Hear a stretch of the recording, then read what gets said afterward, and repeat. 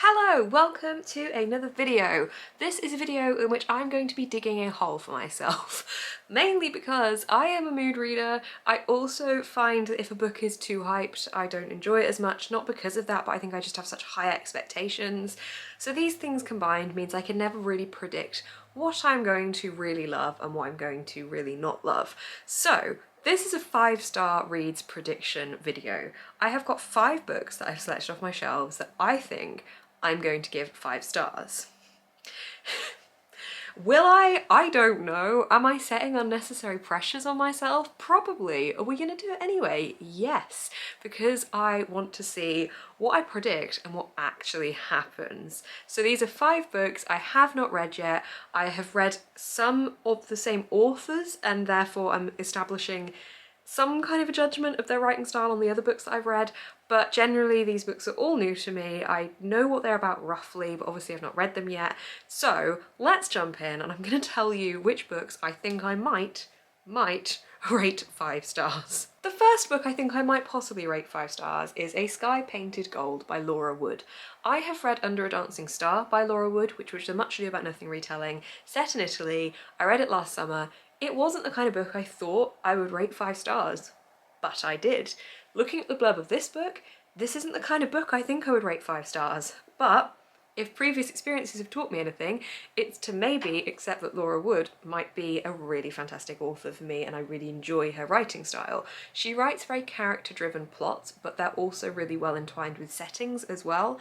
This one follows our main character who has been sent to this very grand house set in the late 20s, and she is having to kind of deal with trying to fit in whilst also remaining true to herself. So this very much sounds like it is driven by her and her kind of identity and how she is paving the way for herself.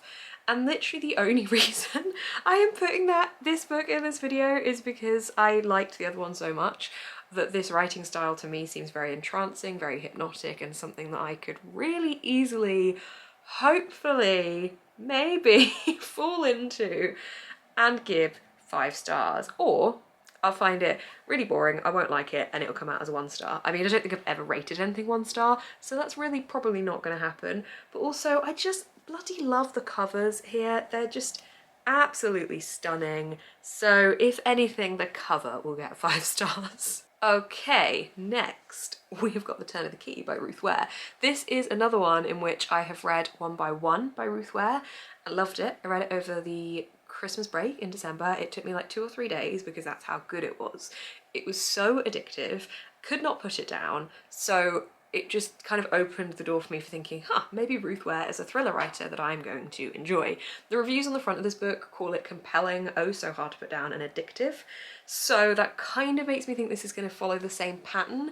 Almost a guarantee for me to give a 5-star read is, I know I run them all through Core Pile anyway, but high intrigue and high enjoyment for me is when I literally cannot put the book down. I cannot not think about the book, and when I'm not reading it I have to be desperate to get back to it. That kind of equals a really high rating usually for me. So I'm hoping this one will give me the same vibe. This follows a woman who has been recently hired as a live-in nanny, and then we see her convicted of the murder of the child she's meant to be looking after, except she didn't do it, which means the murderer is still out there, but she is guilty of something else. So we don't know who the murderer is and we don't know what she's actually guilty of. All of these knit together to make what I think sounds like an incredibly intriguing plot. So those kind of things are making me think that this is a book that is going to keep me gripped, it's going to be compelling, it's going to be as addictive as it says it is on the cover, and for that reason I will give it a 5 stars. If anything, this book is my most confident one that I think could come out as a 5-star read, because the rest of them I'm a bit iffy about, but this one, the plot, the author, everything about this makes me think I'm going to love it. So hopefully this one is a safe bet for me. Then we have got Paris by the Book. This is by Liam Callanan. Now this is on here purely for the reason that it vaguely reminds me of a much more modern version of The Shadow of the Wind by Carlos Ruiz Zafón. The Shadow of the Wind is my favourite book of all time, and it's a book about books and it's a mystery, which this is on the blurb. I never know how accurate the blurb is going to be as to what the whole book is about, because recently I've been thinking a book is about something because of the blurb and then it's gone in a total different direction, and I've preferred it. So I don't know, because I like what the blurb says this is about. This follows a woman who has just arrived in France after her husband has gone missing. The only thing he's left behind is a mysterious manuscript that is basically going to help her piece together some clues to be able to find him, except the overriding question is, does he really want to be found? Now this can go in two directions. This is either going to be a mystery of gritty, where is he, what's all of this happening, here's all these clues, let's piece it together, use the manuscript, or maybe a bit of both, or it'll go down more of a route of a marriage falling apart. Now I don't really want to read the marriage falling apart thing. I want to read the mystery of where is he, how can his book help us find him. I really hope it goes down that route, because this could be really good. I love books about books. I love the fact that we get a different setting here. It's set in France, primarily I would assume Paris, so it's going to take me into a different environment anyway. I want to love it, and I think I could, but also it could completely bore me, so the risk we take with the 5-star predictions. Okay, next up is The House in the Cerulean Sea by TJ Klune.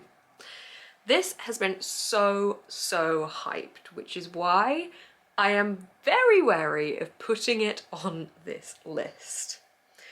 As we know, I don't do well with hyped books. Some hyped books, yes. Others, no. I just feel there's so much pressure to like them, and to like them for specific reasons, and when I don't, I feel like I've just let myself down, and I don't want to do that, and it kind of feels almost like an expected thing now that if a book is too hyped, I won't like it as much, which is why I think often when I see that a book is potentially a book that's going to be hyped, I would rather read it really soon than wait, because I think the longer I wait, which is what I've done with this one, the less chance that I'm actually going to really absorb myself in it and enjoy it. For example, Addie LaRue I read immediately. I think I had an advanced copy of that from NetGalley maybe, so I read that immediately and really enjoyed it, and then a lot of people then got on the bandwagon, and I know a lot of people don't like it. So I think if I'd have read that at a later date, maybe I wouldn't have enjoyed it as much. So here's hoping. I like this one.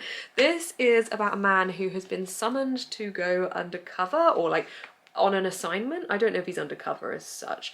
Yeah, he's just on a classified assignment to an orphanage on a deserted island in this very horrible location, which reminds me of Lemony Snicket when they, these series of unfortunate events when the house is on the side of that hill, and it's just very stressful, very stressful.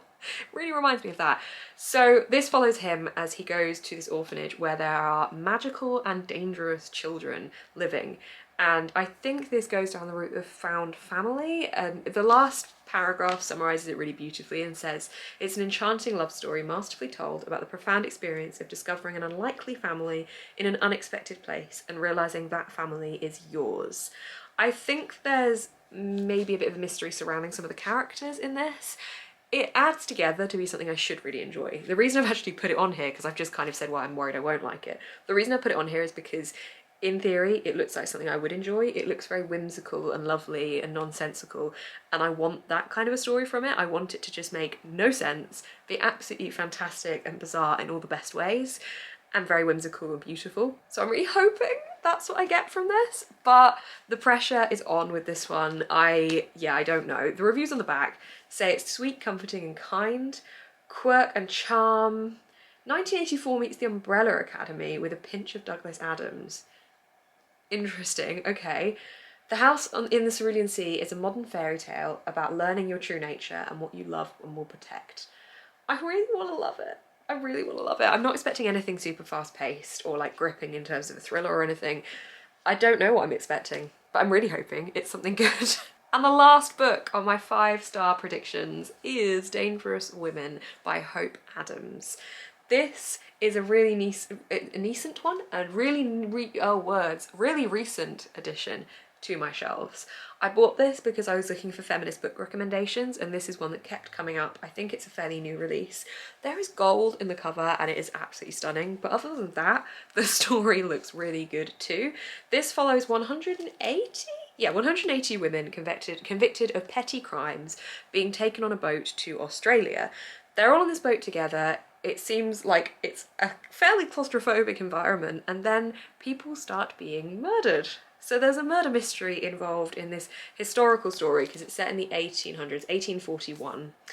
And yeah, a killer is basically hunting people on board and everyone is a suspect. So I cannot wait for this. I am trying to read more widely outside of my comfort zone, and I wouldn't say this exactly crosses outside of my comfort zone, but I don't normally pick up historical. I do normally pick up thrillery murder mystery type things, so this kind of smushes the two of those together. It looks fantastic. If it's going to have the trail of feminism running through it as well, I am very excited to discover that, because we know that's something I love to read about. It looks really good. I can't wait to share my thoughts on this one. This is the one I'm most excited about out of all 5 of these, I think, because I've not seen many people talking about this. I've not seen really any thoughts and theories. There's reviews on the back of it that say it's an intriguing murder mystery, thoroughly compelling, fast-paced story of murder and redemption, page-turning, kept me gripped, dazzling, utterly compelling again. So yeah, it's a vivid, cleverly crafted mystery that will keep readers turning every page. That makes me think this is, I'm more sure that this one's going to be a 5-star read the more I look at that, actually. So I think this one and The Turn of the Key, I'm both more sure will be 5-star reads. Only the fact that this one I don't know what the author's style is like at all. The end pages are stunning as well. I'm really excited. I want to pick this one up really soon. Okay. So this one, again, is one of my 5-star read predictions. It'll be sod's law that by the time this video goes live, because I am pre-filming, I'll have read one of these already and you'll have seen it in my weekly reading vlog. But if you do want to look at me actually reading these books, I will always post these kind of things in my weekly reading vlogs, which I film from Mondays to Saturdays, and they go live on Mondays. So they're always there each week, every Monday at like 5:15ish, unless something else means that they're pushed forward a day. But that'll be where I read these. I will try and give you guys an update if these come out as 5 stars. I don't know. I really don't know. I'm slightly scared that I've kind of set myself up to fail here, but at the same time I'm going to try and think positively about the whole situation. So please do give this video a thumbs up if you enjoyed it. Please let me know what you think of these books. Let me know if there's any that you've rated 5 stars out of this pile, or if you've got any that you think I would enjoy that are 5 stars that I've not put on this list. It was quite tricky to pick the books from my shelves because I didn't want to overly sell myself into some and then be disappointed with too many books, which is why I just picked 5, because I don't want to set myself up and then not like them and feel bleh. So these are my selections. If you did want to see any more videos from me, if you want to see more of my face on your feed, you can subscribe. I've also got a Patreon where we do really fun stuff like podcasts. There's behind the scenes updates. There's a Discord chat. I feel like I need to list it off in my brain. I can never remember everything. There's a book club. There is so many different things. There's professional social media audits, all sorts of things. That's all linked down below. And yeah, you can get little updates on my reading as I go as well. But I'll also post those different updates on my social media, which is all Books Nest, and is also linked down below. Thank you guys so much for watching this video. Keep smiling and stay positive.